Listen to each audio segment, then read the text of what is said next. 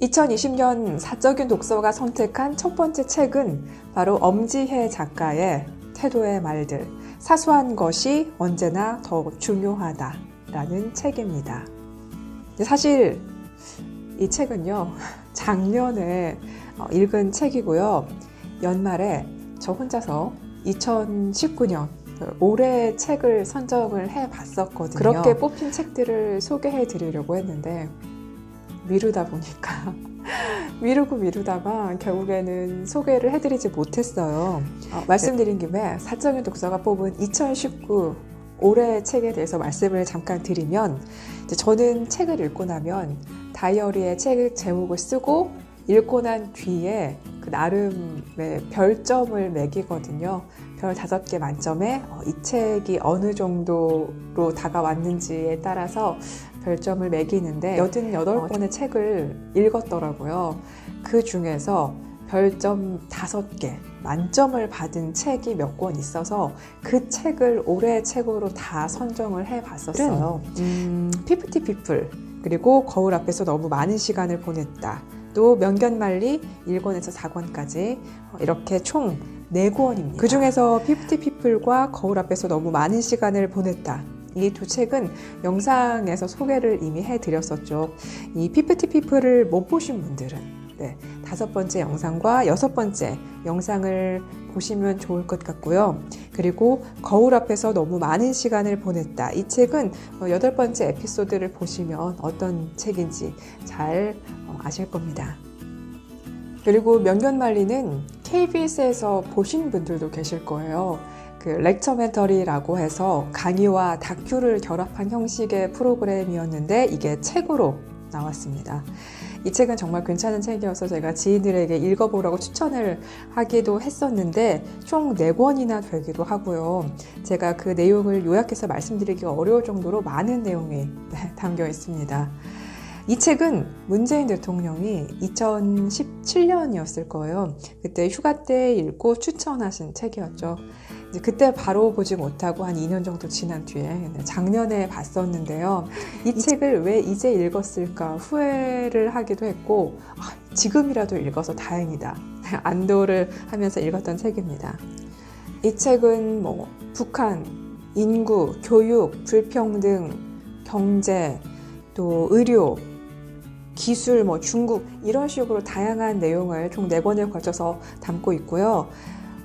사실 4권이나 되는 책을 다 읽기가 쉽지 않기 때문에 이 중에서 가장 관심 있는 분야를 찾아서 읽어보시는 것도 좋을 것 같고, 또 아니면 각 책마다 관심 있는 분야만 골라서 읽으셔도 좋을 것 같아요. 다 읽을 필요는 없으니까요. 저도 관심 있는 분야와 그렇지 않은 분야가 한 권의 책에 섞여 있어서 이 4권 중에서 어떤 책을 먼저 읽을까 고민을 하면서 봤었는데요. 이 여러 분야 중에서 저는 인구와 의료, 그리고 윤리, 교육, 정치, 불평등, 지역 편을 관심 있게 봤습니다. 이게 단순히 한 명의 전문가의 의견을 담은 책이 아니고, 그리고 KBS 프로그램 그 명견말리를 만든 제작진의 의견만을 담은 책이 아니고요. 철저한 자료 조사와 취재, 그리고 세계적인 연구기관과 여러 전문가들의 의견으로 탄탄하게 구성됐던 프로그램이었고, 이게 방송이 평이 되게 좋았어요. 그래서 그런 좋은 프로그램을 이렇게 책으로 다시 만나볼 수 있으니까요. 방송을 놓쳤던 분들은 이 책을 읽어보셨으면 좋겠습니다.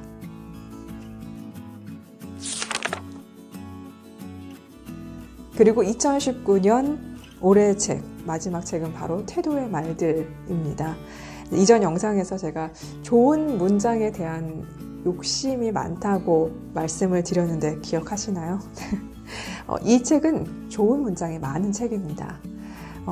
나만 알고 싶은 책 목록에 들어가 있는 책인데 소개를 해드려야겠다라고 생각을 했어요. 그럼 저만 알고 싶은 책, 태도의 말들, 지금부터 함께 하시죠.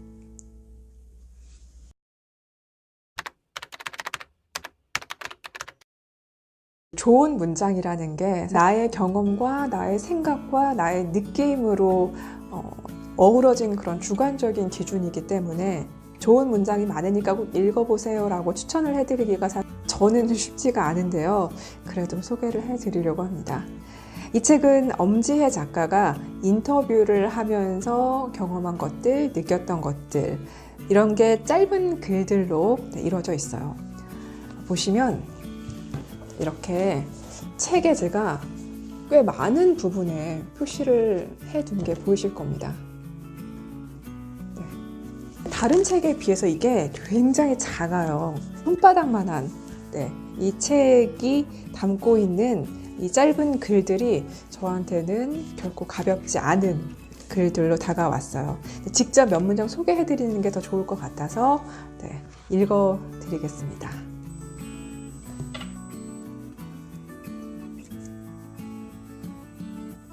네, 19페이지에 나와 있는 글을 먼저 읽어드릴게요.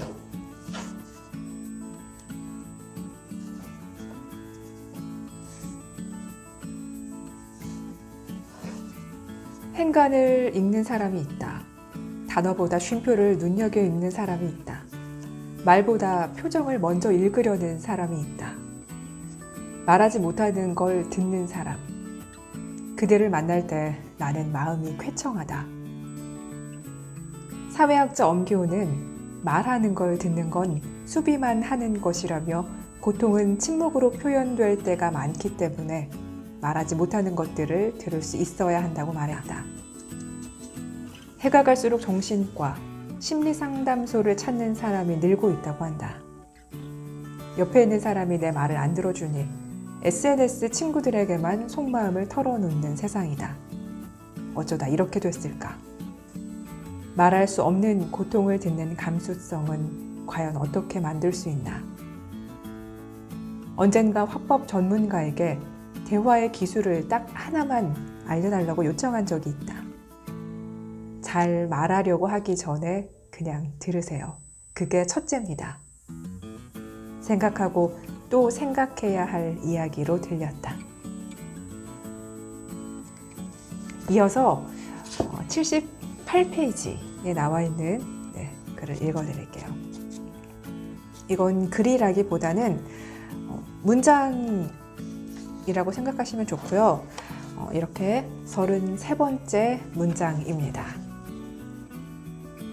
조남주 소설가의 말이에요. 선량하고 정의로운 방향 감각을 가진 사람들을 좋아하고 존경합니다.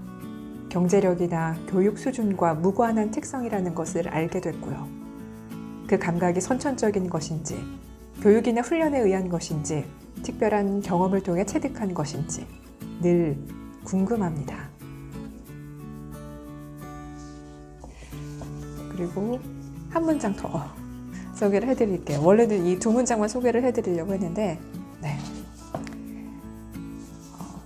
42번째 문장입니다. 97페이지에 나와 있는 글이고요. 며칠 전 재테크 고수를 만났다.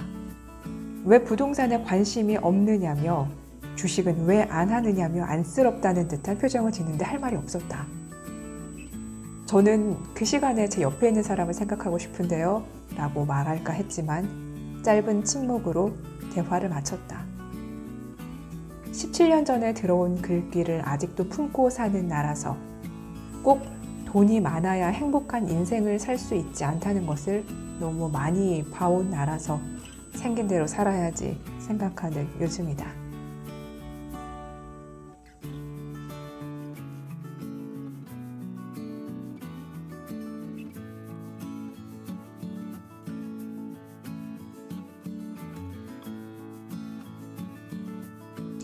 근데 저 같은 경우에는 이 책이 더 기억에 남았던 이유가 있어요.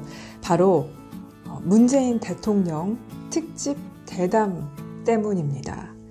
지난 5월에, 그러니까 작년 5월에 문재인 대통령 취임 2주년을 맞아서 KBS 송윤정 기자와의 단독 대담이 진행됐던 거 기억나실 겁니다.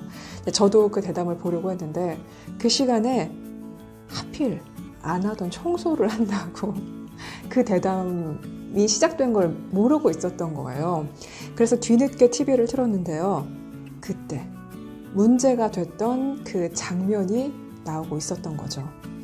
누군가는 사이다 같았다고 말을 하는, 느끼는 그런 표정과 질문, 또 한편에서는 너무 무례했다고 느끼게 만든 표정과 질문이 나왔을 때 저는 그 화면을 보고 사실 정말 깜짝 놀랐습니다.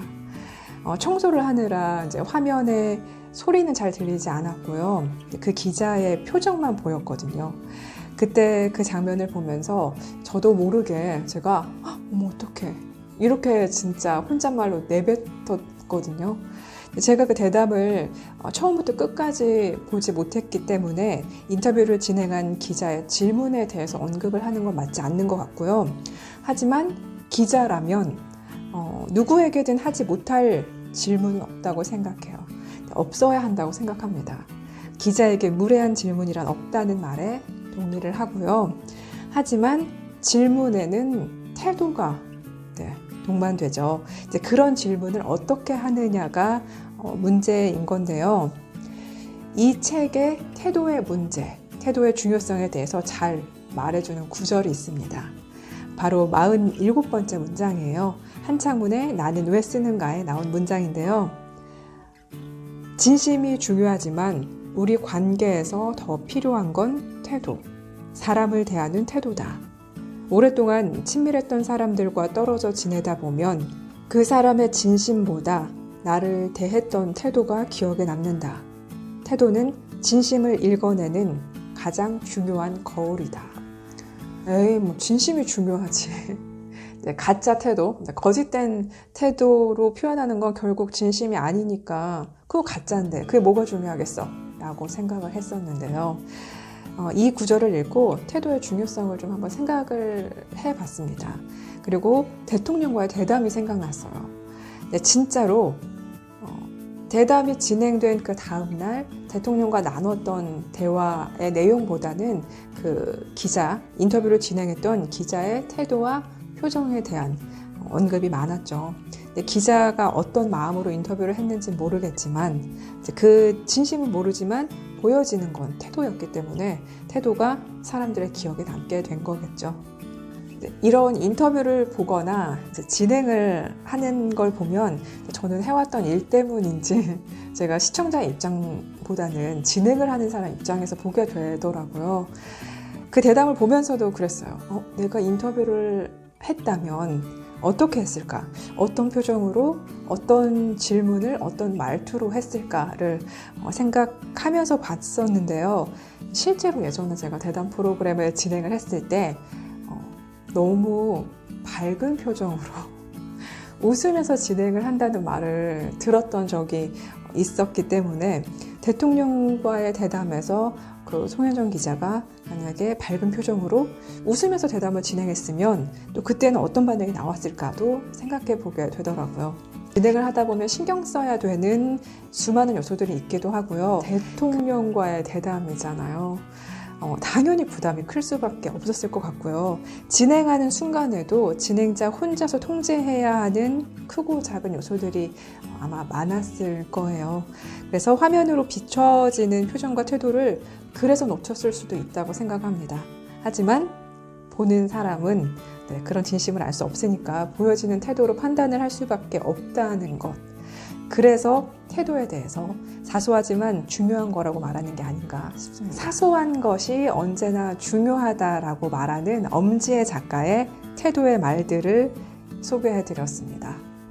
사소한 것을 지나치지 않고 그리고 태도를 중요하게 생각하는 2020년을 보내야겠다는 생각을 했고요. 올해에도 2020년에도 좋은 책 많이 읽고 소개를 해드리려고 노력하겠습니다. 그럼 저는 다음 영상으로 찾아올게요.